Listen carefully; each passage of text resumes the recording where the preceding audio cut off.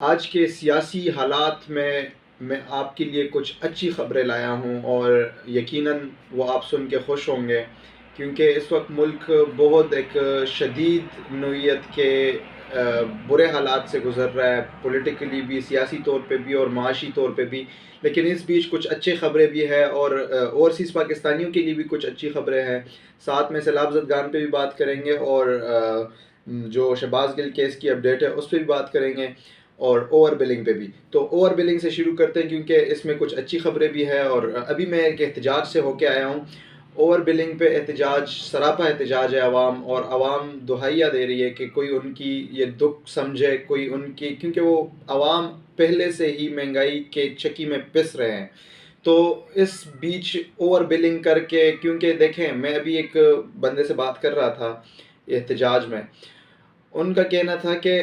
2,000 ہمارا بل بنتا ہے اور 4,000 کے اضافی ٹیکس لگائے گئے ہیں، تو ہم کہاں سے پے کریں؟ اور وہ گھر کا واحد جو کمانے والا تھا وہی تھا۔ تو ایسے میں عوام کیا کرے؟ اچھا، پھر وہاں پہ میں اپنی ٹیم کو کہوں گا کہ وہ ویڈیو چلائے جو میں نے ریکارڈ کی ہے۔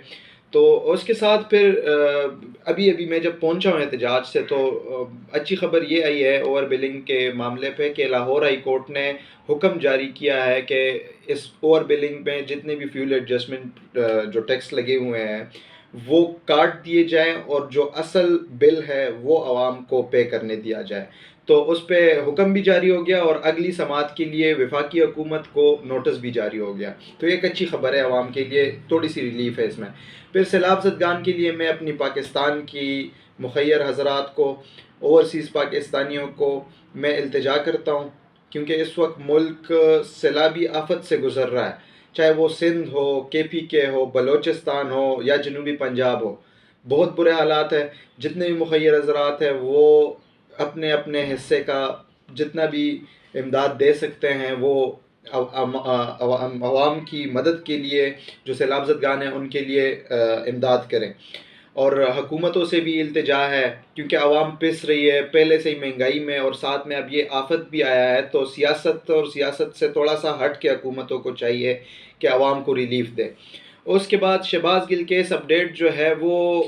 ابھی میں تھوڑی دیر پہلے دیکھ رہا تھا کہ جو مجسٹریٹ ڈیوٹی پہ تھے اسلام آباد میں، یہاں ملک امان صاحب، انہوں نے شہباز گل کو جوڈیشل کر دیا۔ جسمانی ریمانڈ کی استدعا کی تھی پولیس کے پراسیکیوٹر نے، اسلام آباد کی پولیس کے پراسیکیوٹر نے جسمانی ریمانڈ کی استدعا کی کہ ہم نے شہباز گل کو پولیگرافک ٹیسٹ کے لیے لے کے جانا ہے، اس لیے ہمیں جسمانی ریمانڈ دیا جائے۔ لیکن اس کے برعکس پھر فیصل چودھری جو شہباز گل کے وکیل ہیں، اور ان کی ٹیم نے بڑے اچھے دلائل دیے، مضبوط دلائل دیے، اور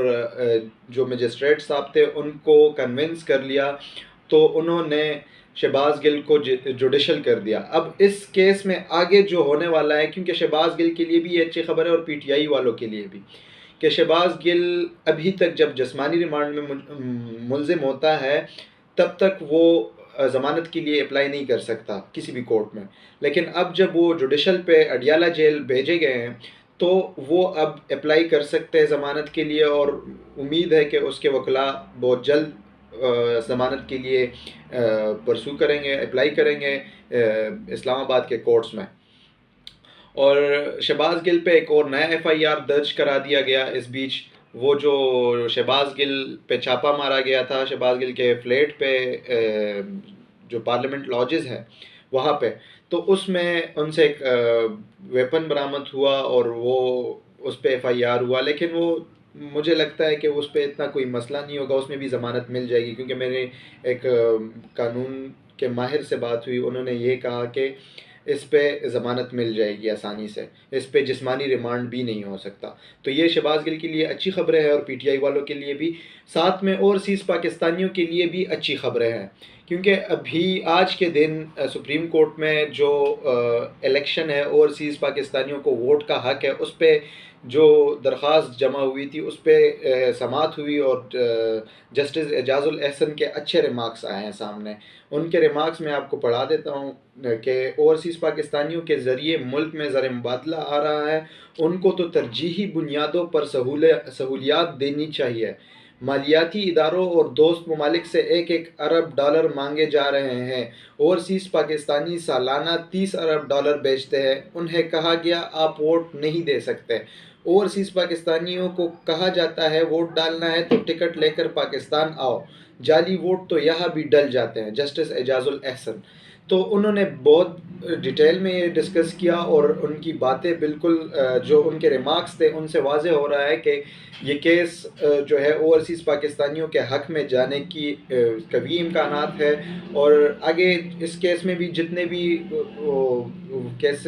تاریخیں آنے والی ہے اس میں بھی جو آگے پروسیڈنگز ہوگی اس پہ آپ کو انفارم کرتا رہوں گا۔ اور اس بیچ میری دوبارہ ایک التجا ہے عوام سے بھی اور جتنے بھی مخیر حضرات ہیں کہ سیلاب زدگان کی جتنی بھی مدد کی جا سکتی ہے مدد کریں، اور جتنے بھی میڈیکل ریلیٹڈ لوگ ہیں وہ جا کے وہاں پہ لوگوں کی مدد کریں، کیونکہ اس وقت وہ بے گھر ہے اور ان کی بیماریوں کو بھی ان پہ بیماریاں بھی لگنے کا خدشہ ہے۔ تو سب سے میری التجا ہے کہ آپ اپنی طور پہ سب کی مدد کریں۔ شکریہ۔